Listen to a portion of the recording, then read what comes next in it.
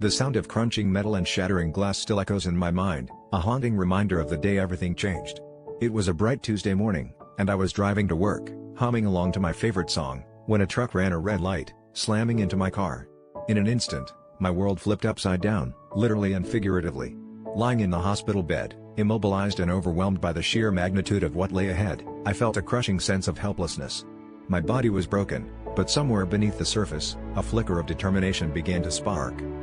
Rehabilitation was grueling, every movement was a battle against pain, and progress seemed painfully slow. There were moments when despair crept in, whispering that I'd never reclaim the life I once had. But with each small victory, standing on my own, taking a single step, I realized that the climb was shaping me in ways I never expected. I began to see the hospital not as a prison but as a training ground, where resilience was forged through sweat and persistence.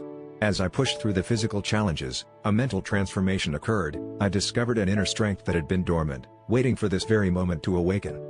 Through the haze of struggle, I found clarity and purpose that extended beyond my personal recovery. I started sharing my journey on social media, documenting the highs and lows, the setbacks and triumphs. The messages of encouragement and the connections I forged with others facing their own challenges were lifelines that bolstered my resolve. It was then I realized that my story was no longer just about overcoming a personal tragedy. It had become a beacon of hope, showing others that while life may throw us into chaos, it's the climb that defines us, not the fall. In the end, the accident was not just an unfortunate event but a catalyst for profound change. It taught me that strength is not the absence of fear or pain, but the courage to face them head-on.